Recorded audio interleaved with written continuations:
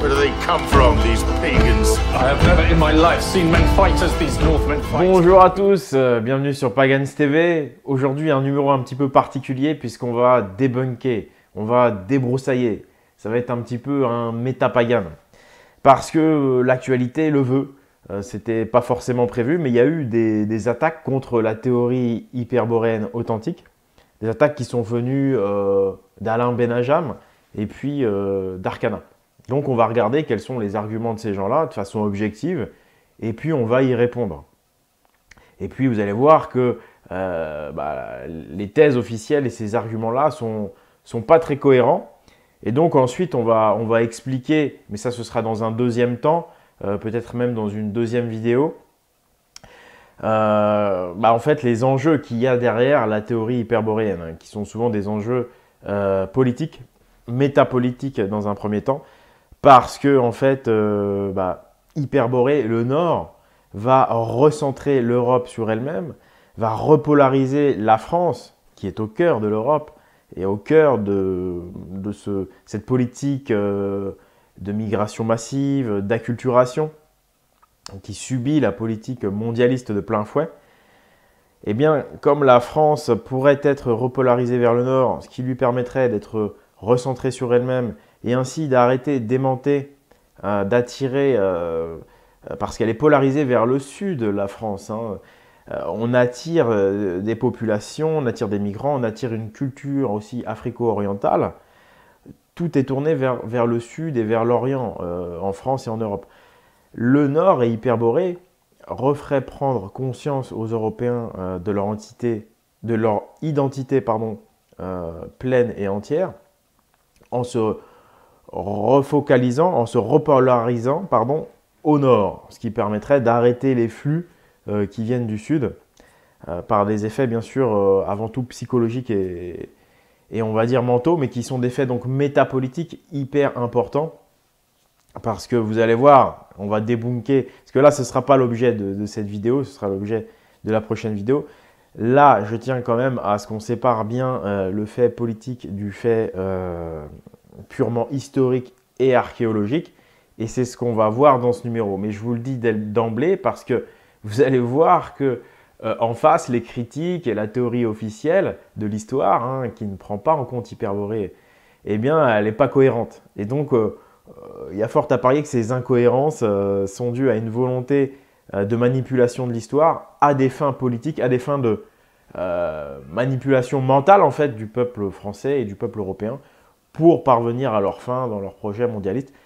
Parce que vous savez que tout vient du mental, le moral, c'est vraiment ce qui crée la vision du monde. Et donc, ça a une énorme influence sur l'organisation de la société. Bon, voilà, ça c'est dit. Maintenant, on va passer donc au vif du sujet. On va répondre objectivement à ces attaques contre la théorie hyperboréenne authentique. Juste avant de démarrer, je voulais remercier vraiment mes sponsors, c'est-à-dire vous, et plus particulièrement les tipeurs, qui se montrent vraiment actifs et généreux depuis que j'ai lancé l'appel, hein, depuis que j'ai lancé la campagne de Free Movies. Je vous rappelle que c'est les vidéos de la série Real History et que c'est une série de vidéos de qualité, on va dire, supérieure, de qualité documentaire, qui est là pour donner des faits, des arguments concrets pour démontrer la véritable histoire des Européens, entre autres, mais pas seulement la véritable histoire tout court de l'humanité. Donc voilà, merci à vous. L'objectif n'est pas encore rempli, mais continuez, ça fait du bien, ça fait plaisir et ça va vraiment me permettre de continuer et de faire beaucoup de bonnes choses. I have never in my life seen men fight as these Northmen fight. Believe me, there's something devilish in the way they look, in their lack of fear in the face of death. Are these pagans not men like we are? Pagans!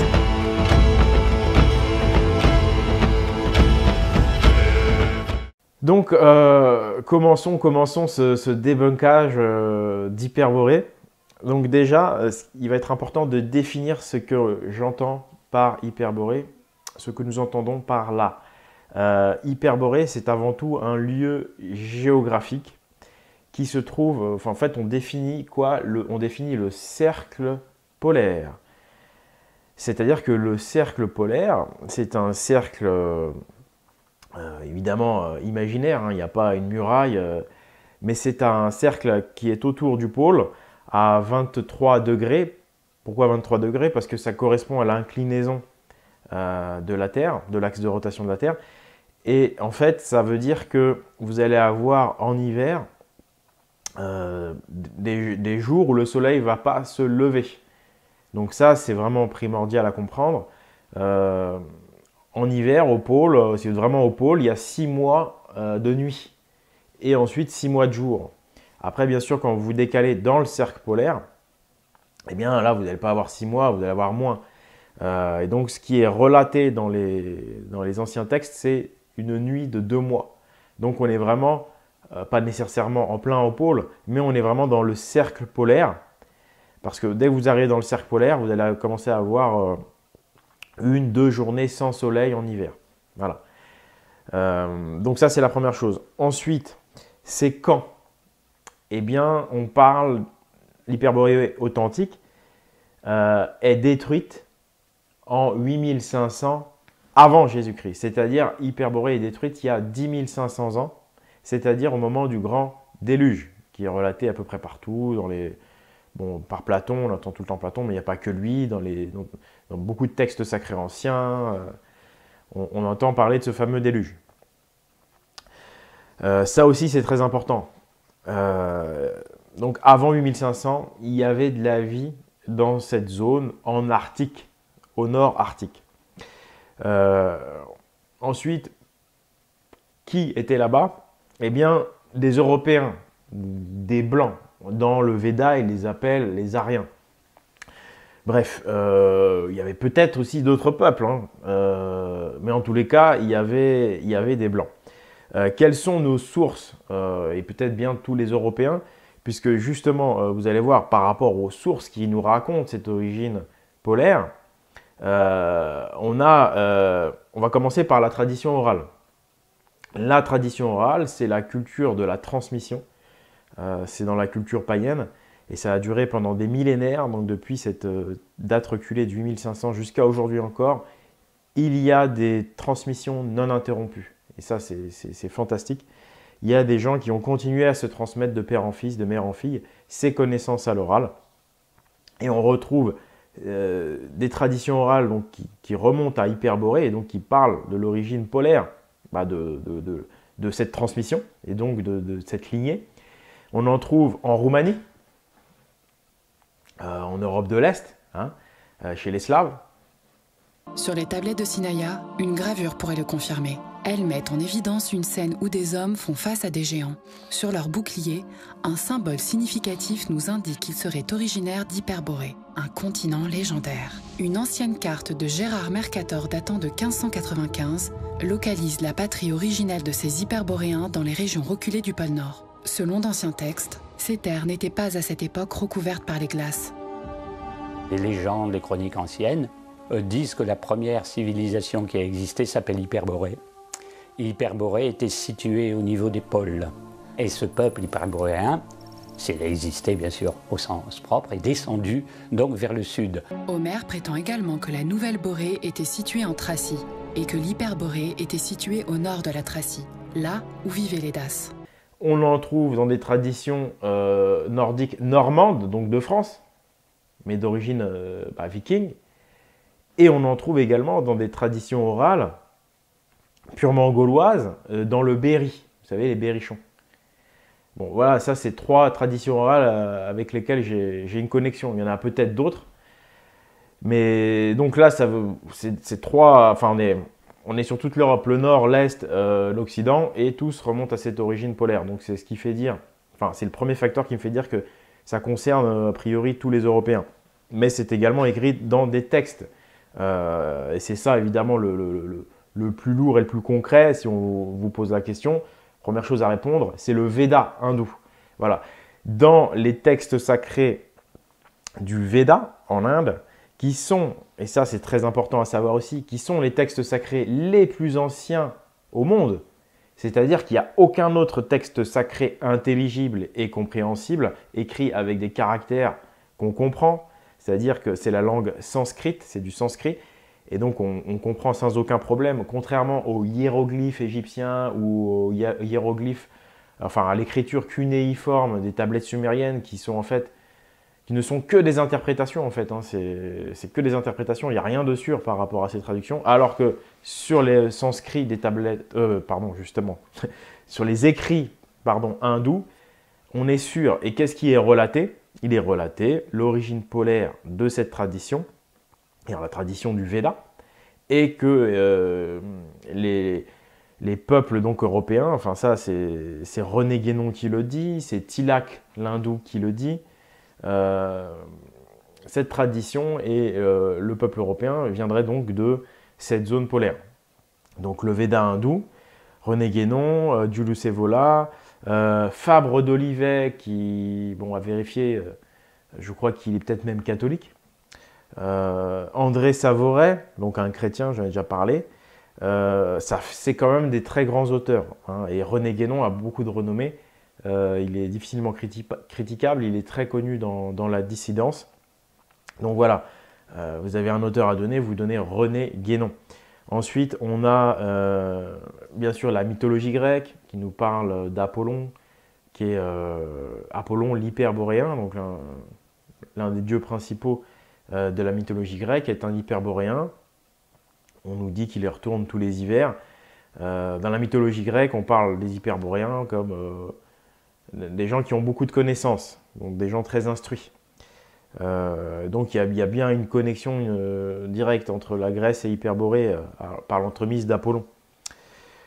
Ensuite, eh bien, comme vous le savez, alors, ce qui est entre guillemets tragique, c'est qu'on a beaucoup moins de traces en fait dans la tradition celtique écrite et dans la tradition, enfin, je vais enlever ce mot tradition, je veux dire dans la mythologie celtique écrite et dans la mythologie nordique, l'Edda, écrit, on a beaucoup moins de traces. Pourquoi? Tout simplement parce que si on a oublié, c'est qu'il y a eu une volonté politique au Moyen-Âge de faire oublier la racine de la culture dite païenne pour imposer le christianisme et puis par l'effacement de la mémoire, mélanger les tribus pour centraliser le pouvoir. Bref, c'est encore une longue histoire. Mais donc il y a une volonté d'effacement de l'origine nordique. Et donc, on a enlevé ça de l'Edda. Cependant, il y a une méthode qui s'appelle l'hermétisme. C'est-à-dire qu'on a codé dans l'Edda, écrit des choses qui renvoient à l'origine polaire. Et d'ailleurs, je vous renvoie à un article que j'ai fait sur pagans.eu à ce sujet. Boré dans l'Edda de Snorri. C'est un travail que j'ai démarré et qui n'est pas encore approfondi, mais je sais qu'il y a encore plein d'autres éléments à décrypter. Voilà. Donc, aujourd'hui, on a encore des gens qui défendent cette thèse, enfin cette théorie, qui pour moi d'ailleurs est la théorie la plus plausible, vous allez le voir. Moi-même, bien sûr, mais bon, ça se fait pas, j'aurais pas dû commencer par moi, mais comme ça c'est fait. Vous avez Jacques Grimaud, hein, d'ailleurs c'est peut-être pour ça aussi qu'il est vachement emmerdé. Il a fait deux vidéos avec moi sur le sujet. Paul-Georges Sansonetti, j'ai montré son livre avec Hergé et Tintin, donc Paul-Georges Sansonetti, Hergé, beaucoup d'autres en réalité, mais qui font ça de façon très discrète et cachée parce qu'on est souvent emmerdé quand on fait ça. Et puis, vous avez également Jean Audry, hein, qui est un monsieur, qui est un linguiste, qui vous dit lui aussi que par l'étude des Védas, il a déduit une origine polaire évidente de cette tradition et du peuple qu'il apporta, qui était le peuple européen. Voilà, donc ça, alors le tronc commun de toutes ces choses, et pourquoi on retrouve ça, à mon avis, aux quatre coins de l'Europe, dans les Védas, un peu partout, c'est parce que c'est la tradition primordiale. Donc là, pareil, un autre élément intéressant à retenir, la tradition primordiale, c'est quoi? C'est la tradition des origines, donc la tradition hyperboréenne, et donc le mythe hyperboréen forcément, qui serait donc l'origine des principales connaissances que nous ayons encore aujourd'hui, que ce soit en astronomie, que ce soit en géométrie, que ce soit en mathématiques, que ce soit pour décompter le temps. Vraiment les connaissances de base pour faire une civilisation. En tout cas pour les connaissances scientifiques de base, voilà, et mathématiques. La tradition primordiale serait donc ce tronc commun à partir desquels tout ensuite serait venu, y compris les religions abrahamiques, même si, comme je vous l'ai dit, les religions abrahamiques ont effacé cette mémoire parce qu'elles ont modifié quand même pas mal de choses dans la vision du monde. Hein. On est passé dans des choses beaucoup plus religieuses basées sur la croyance. Mais là, c'est encore, on ne va pas partir dans des discussions trop longues. Donc, venons-en maintenant que nous avons défini ce qu'était Hyperborée avec clarté, et ainsi l'empêcher d'être déformé par certains. Nous allons passer donc à nos contradicteurs.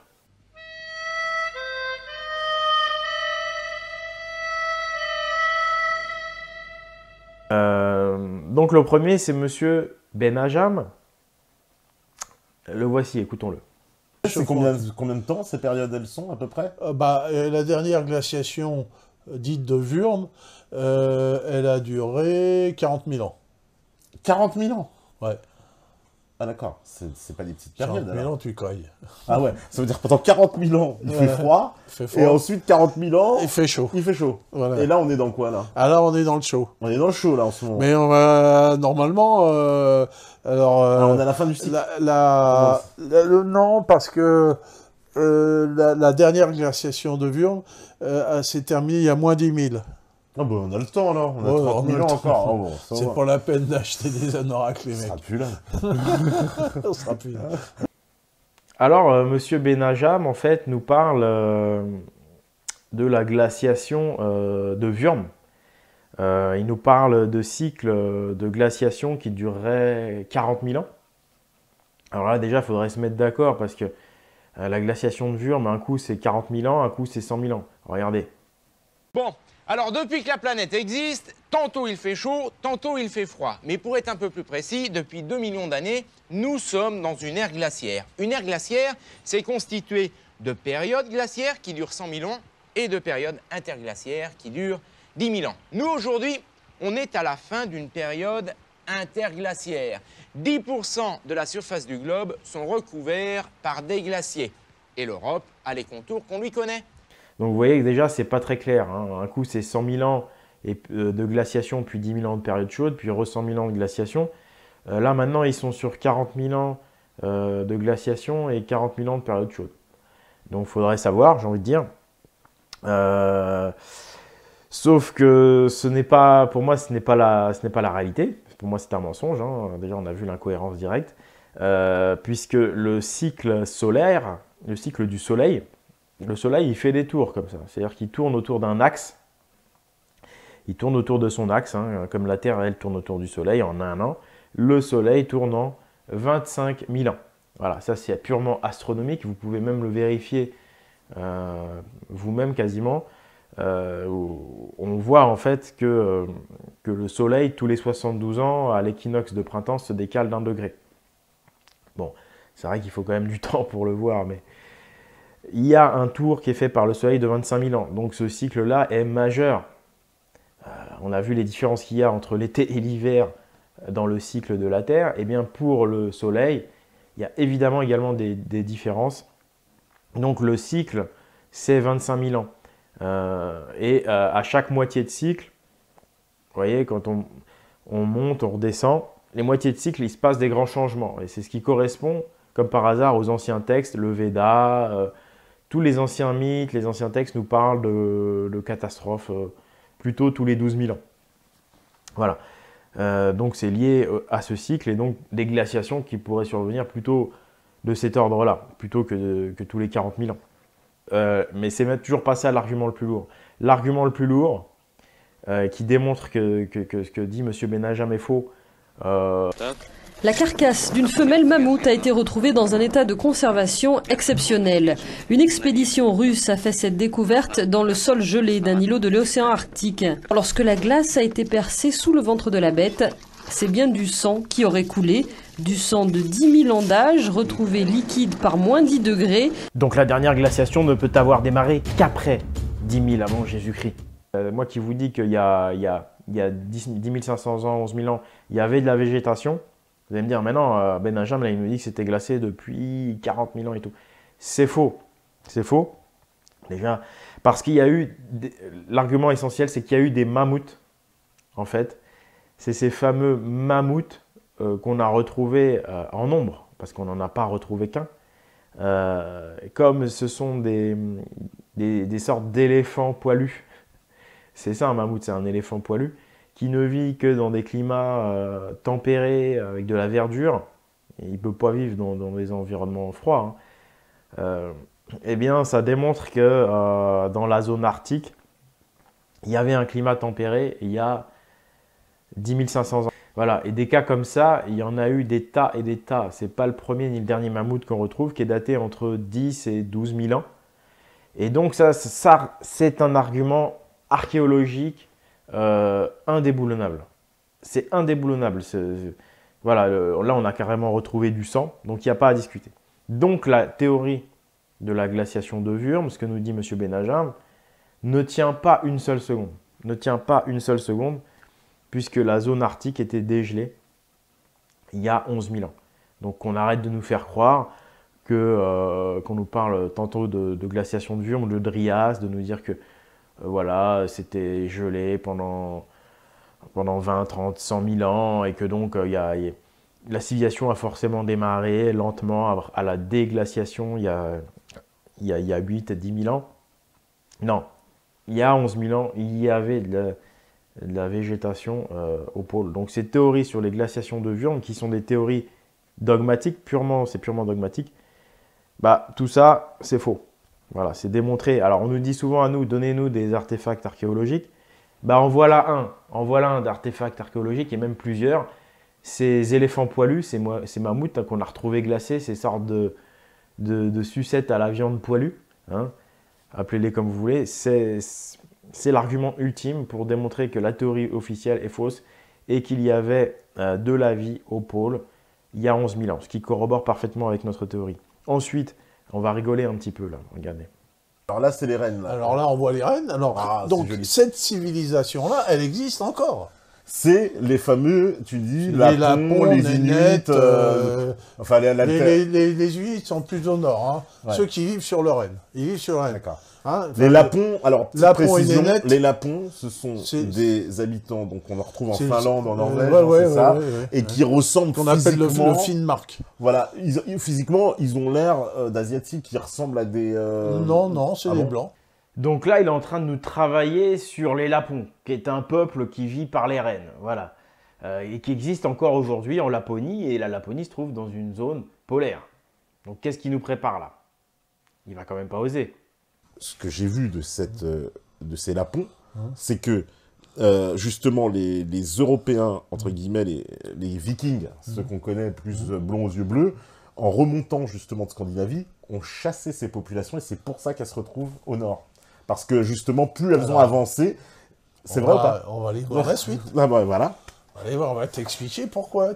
Qu'est-ce qui se passe moins 10 000 ans? Donc, il faut savoir qu'il y a 10 000 ans, en pleine période glaciaire, et là, les deux versions sont d'accord, eh bien, la glace était descendue jusqu'au Massif central pour ce qui est de la France. C'est vous dire à quel point c'était froid. C'est vous dire que même les rennes ou les humains étaient vraiment vachement redescendus vers le sud, mais malgré tout, ils étaient dans des conditions froides. Qu'est-ce qui se passe moins 10 000 ans? Réchauffement climatique. Boum. Ah, tant mieux. Ça dégèle. Il fait moins... Bah ouais, on se sent ça mieux, dégèle. Quoi. Ça dégèle. Que font les rennes? Ils se barrent dans le nord, j'imagine. Ah bah voilà. Ils cherchent le froid, ils cherchent le lichen. Ils bouffent que du lichen. Donc ils suivent le lichen. Ils suivent le lichen. Okay. Que font les gens qui ne vivent que des rennes? Ah bah ils les suivent aussi. Ils les suivent aussi. Voilà. Donc ils vont peupler l'Europe. Et voilà, donc tous ces gens-là vont établir des civilisations qui vont s'étager jusque dans cette fameuse Hyperborée, jusqu'au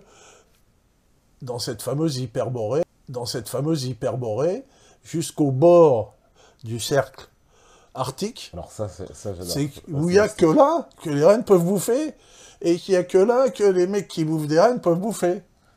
Ah, ça c'est fantastique. Donc, Eh ben oui, ça c'est la logique. Ouais. C'est imparable. Ouais. Hein, et donc les gens, donc il y a des... Tu peux revenir. Ah d'accord, donc en fait les Hyperboréens ce seraient juste des suiveurs de rennes. Ce serait un peuple, voilà, tu vois, ils n'ont pas grand chose dans le caillou, donc ça dégèle, c'est vert, il y a des fruits, il y a d'autres animaux, il y a des sangliers. Non, non, eux, ça leur viendrait pas à l'esprit, tu vois, de tester autre chose, de rester là où il fait bon. Non, eux, ils suivent le renne, tu vois, parce que, tu vois, intellectuellement, tu vois, il n'y a que les rennes, tu vois, et ils suivent le renne qui suit la glace. Et donc, les hyperboréens, ils partent du sud pour remonter vers le nord après la glaciation. Tu comprends? C'est bien après. Et donc, ils se sont retrouvés dans la zone polaire. C'est par pur accident. C'est parce que les rennes, en fait, ont dû remonter jusque ces zones glaciaires pour trouver leur nourriture. Tu comprends?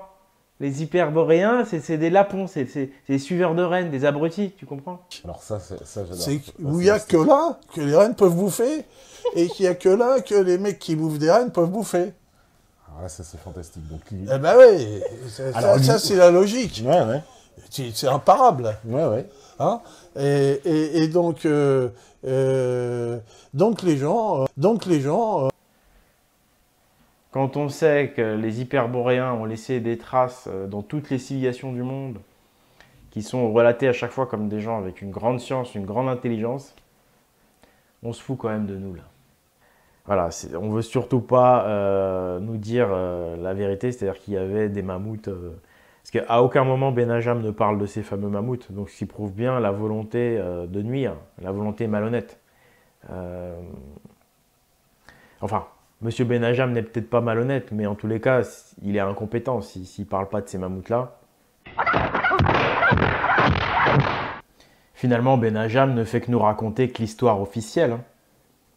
C'est juste qu'à côté de Tepa, on avait pris l'habitude de choses un peu plus subversives.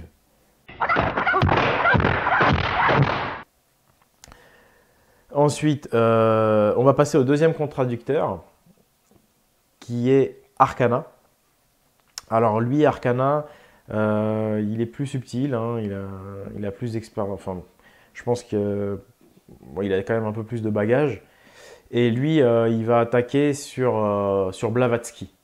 Donc, ces faux prophètes, ce sont les personnes qui ont apporté de nouvelles idées, de nouvelles théories, remettant en cause l'histoire, en amenant l'idée qu'il y avait un grand secret de caché et que les archéologues et les historiens soit nous cachaient volontairement ce secret, soit ils n'avaient pas pris en compte de nouvelles données, ils ne se posaient pas les bonnes questions, et de ce fait, qu'il fallait voir l'histoire autrement, etc., etc. Alors, l'âge des faux prophètes, comme je les appelle, mais c'est sans méchanceté à eux, hein, bien sûr, c'est juste au sens des informations parfois frauduleuses, mais pas forcément de leurs faits, vont commencer à apparaître au 18-19e siècle. C'est le grand moment où on commence à remettre tout en cause, on commence à hypothéser tout un tas de choses. Alors, un de ces faux prophètes, Madame Blavatsky. Alors, tout d'abord, j'ai le plus grand respect pour Madame Blavatsky dans certains domaines de travail, mais pas sur le domaine archéologique. Donc, Madame Blavatsky vivait au 19e siècle. Tout d'abord, c'est une philosophe russe, écrivaine et occultiste. Vous remarquerez, elle n'est pas archéologue, pas historienne.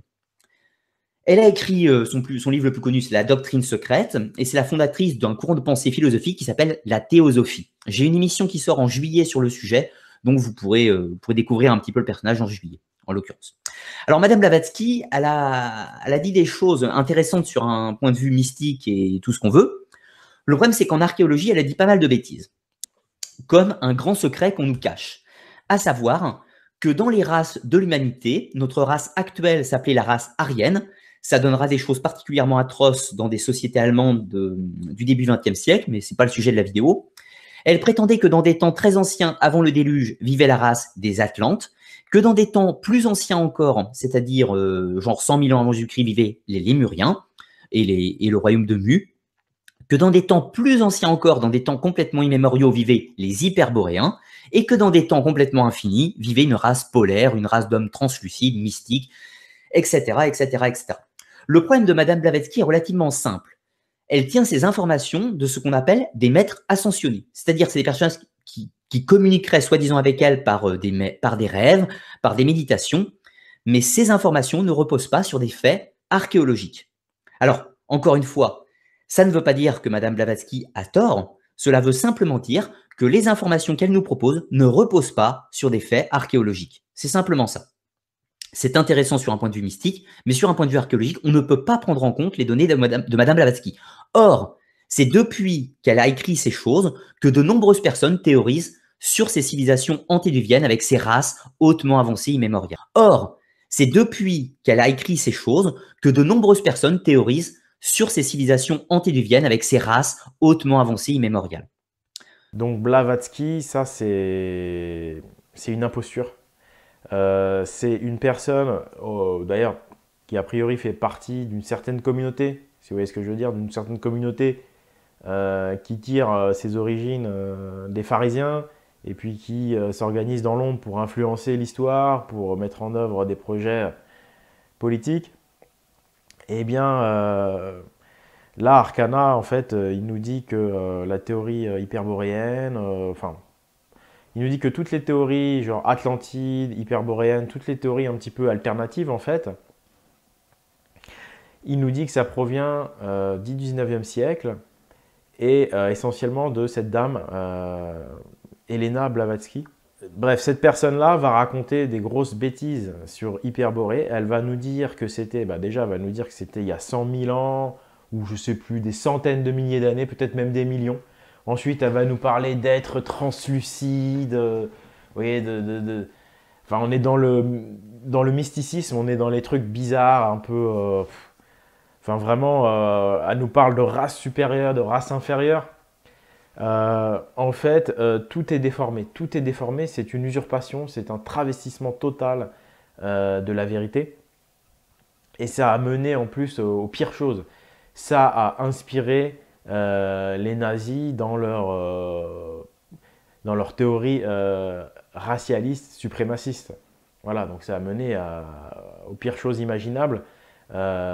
Ces théories de Blavatsky, à la fois sur les races et puis qui mélange tout, quoi, qui nous parle de l'Atlantide il y a des centaines de milliers d'années, d'Hyperborée il y a des millions d'années. Tout ça, c'est faux, c'est complètement faux. Et je pense que ça a été établi par Madame Blavatsky, justement pour contrecarrer tous les gens plus justes, comme René Guénon, qui nous parlait d'Hyperborée.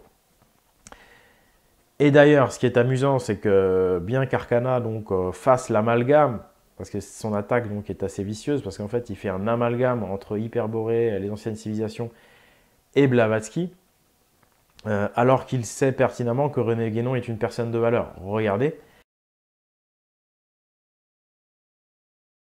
Et que René Guénon, lui, a fait ce travail de débunkage. Il a démontré que Blavatsky était une imposture et que c'était un danger.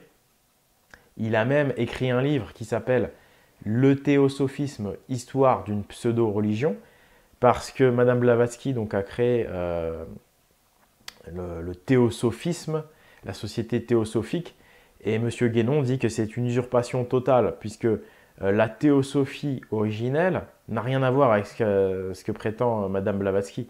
La théosophie originelle, qui est plutôt à voir avec la gnose, donc les chrétiens gnostiques et tout ce qui est plus, on va dire, authentiquement hyperboréen, elle a repris le même nom, elle a créé le théosophisme, la société théosophique, pour en fait salir la théosophie. Et donc René Guénon lui-même a fait un ouvrage, carrément son deuxième ouvrage, sur le sujet pour débunker, pour démontrer que ce que dit Madame Blavatsky est faux et dangereux, et que c'est une usurpation. Et donc là, en fait, je suis déçu qu'Arcana, en fait, il amalgame exactement comme l'a fait Blavatsky, Hyperborée aux thèses de Blavatsky, à des thèses fallacieuses. Et pourquoi Arcana n'a pas parlé de René Guénon? Quand on parle d'Hyperborée, normalement, c'est René Guénon. Il n'en parle pas, pourtant dans les commentaires, il admet que oui, c'est un grand auteur. Donc cherchez la logique. Voilà. Blavatsky, c'est vraiment notre ennemi numéro 1. Pour moi, c'est vraiment la technique du malin que de se déguiser, d'usurper en fait le mouvement authentique de résistance, de se faire passer pour de le modifier et ensuite de le dévier. Et vous verrez que voilà, les hyperboréens authentiques comme René Guénon, comme moi-même, nous rejetons pleinement Blavatsky parce que Blavatsky, c'est quelque chose qui va en plus dériver vers le racialisme suprémaciste, toutes ces choses-là. Donc ceux qui font le jeu du suprémacisme racial, du néonazisme, vont aller plutôt vers Blavatsky. Et le système actuel, ne voulant surtout pas d'une saine d'un saint réveil des Européens par l'entremise d'Hyperborée, fera tout pour dévier la colère vers l'extrême, enfin la colère, dévier les faits vers l'extrême. Le système a toujours fait comme ça. Il s'est dit perdu pour perdu, si les gens doivent avoir ces vérités-là, qui sont données effectivement par beaucoup d'auteurs du 19e siècle. Pourquoi? Eh bien tout simplement parce que la police religieuse, la police de la pensée, avait sauté après la révolution de 1789. Hein, comme je vous l'ai expliqué, hein, évidemment l'Église a balayé le passé pour imposer sa religion. Mais donc une fois que le verrou de la religion a sauté, évidemment que toutes ces choses qu'on se disait discrètement à l'oral, on en a fait des livres. Et donc les gens sont revenus à la réalité historique. Et là, la réaction du système, enfin en tout cas des gens de ce système qui veulent effacer la mémoire et dominer le peuple, a été de dire bon bah perdu pour perdu, on va créer nous-mêmes notre mouvement qui va parler des anciennes civilisations, sauf qu'on va le mettre à l'extrême, on va le transformer, on va l'usurper et on va faire ça un truc virulent pour que ça ne puisse pas durer. Parce que tout ce qui est radical, extrémiste, ça ne dure pas. C'est des idéologies qui ne peuvent pas durer dans le temps. Et on l'a bien vu avec le nazisme, en plus ça fait des catastrophes. Donc faire l'amalgame entre Blavatsky et Hyperborée, c'est faire le jeu des mondialistes en diabolisant Hyperborée, en empêchant donc une saine réappropriation de leur culture aux Européens, qui ne demandent que le droit, comme tous les peuples de la Terre, d'être fiers de leur origine, d'être fiers d'eux-mêmes. C'est juste, voilà, vouloir être à égalité avec les autres.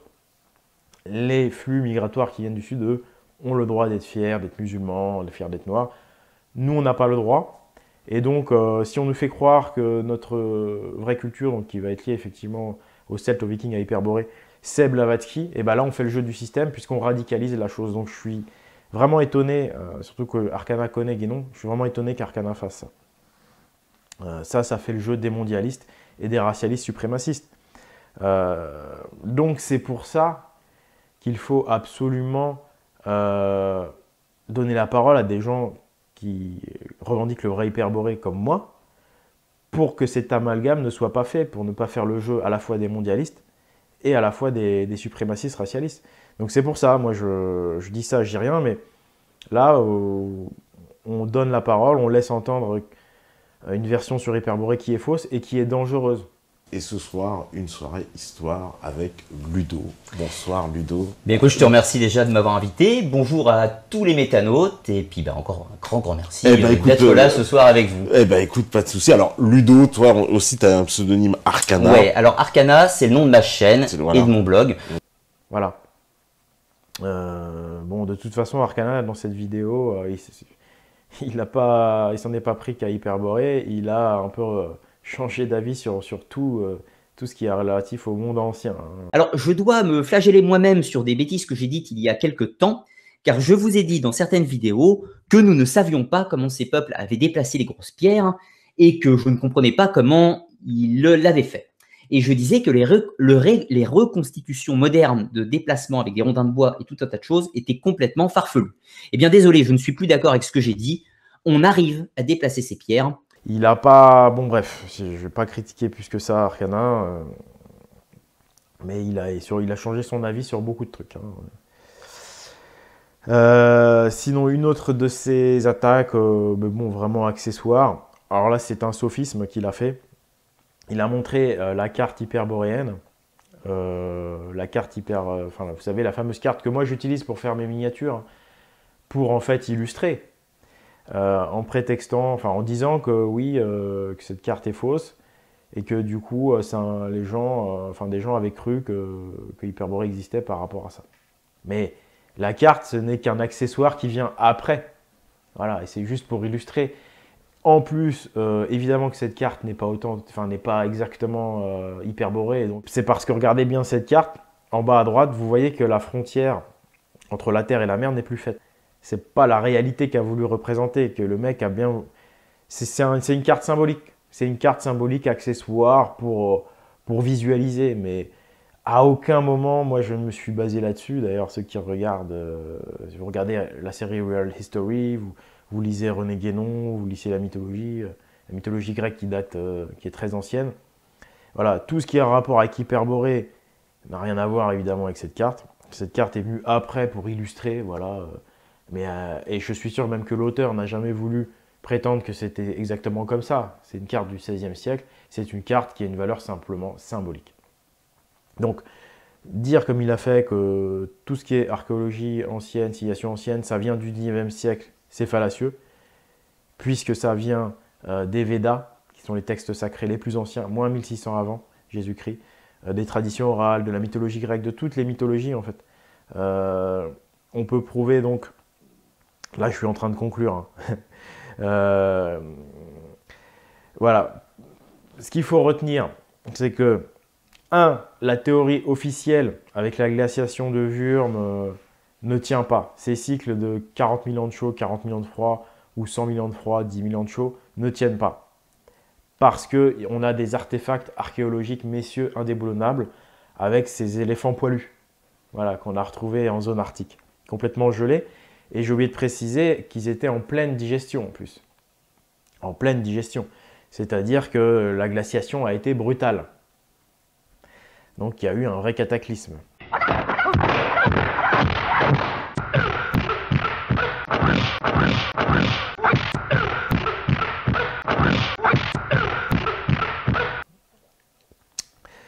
Donc on démontre que leurs théories sont fallacieuses, avec notamment l'amalgame à Blavatsky aussi pour Hyperborée, qui est tout à fait fallacieux, hein, en faisant croire que ça vient de là, alors que ça ne vient pas du tout de là, c'est beaucoup plus ancien, comme je l'ai expliqué. Et ensuite, nous par contre, notre théorie, eh bien au contraire, elle ressort grandie de ces attaques, puisque comme vous pouvez le voir, notre théorie colle parfaitement avec l'effet archéologique, l'effet astronomique. Il n'y a rien à redire par rapport à ça. Voilà. Hyperborée, c'est dans le cercle polaire. Ça ne veut pas dire que c'est un immense continent là-bas, non.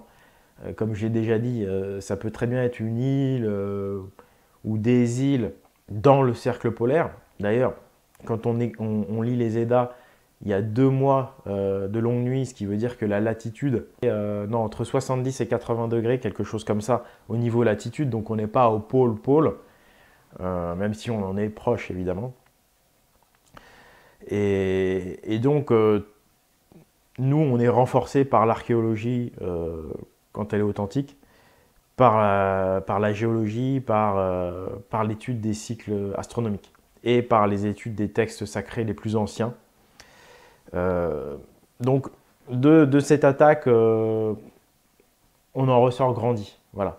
Donc, c'est pour ça il faut en parler, il faut diffuser ces informations, il faut savoir ces choses très simples, les mammouths, les grands cycles, le Veda, les traditions orales, les auteurs comme René Guénon, et bien comprendre que l'ennemi en face, le mondialiste, va vouloir dévier le tir vers l'extrémisme, vers la pensée Blavatsky. Voilà, donc merci de m'avoir écouté. On fera de toute façon je ferai une prochaine vidéo par rapport aux enjeux politiques qui se cachent derrière ça, puisque comme vous pouvez le constater, la théorie officielle ne tient pas une seconde dès qu'on sort ces mammouths. Et pourtant, ni Arcana ni Ben Ajam n'a mentionné les mammouths. Donc, sont-ils incompétents ou sont-ils mal intentionnés? J'en sais rien. En tous les cas, si l'histoire officielle en est toujours là malgré cette évidence, c'est qu'il y a des enjeux derrière. Et comme je vous disais, c'est des enjeux métapolitiques, le conditionnement mental du mental de l'homme européen. Parce que, à mon avis, ils ne veulent pas qu'il se repolarise vers le nord pour enfin retrouver l'équilibre, pour pouvoir se recentrer l'identité européenne sur elle-même et couper les flux du sud. C'est ce qu'on va donc voir dans la prochaine vidéo. Et puis donc, n'oubliez pas qu'Hyperborée, c'est lié à la tradition primordiale. Voilà, tradition primordiale, mammouth, René Guénon et non pas Blavatsky, grand cycle solaire de 25 000 ans, cataclysme.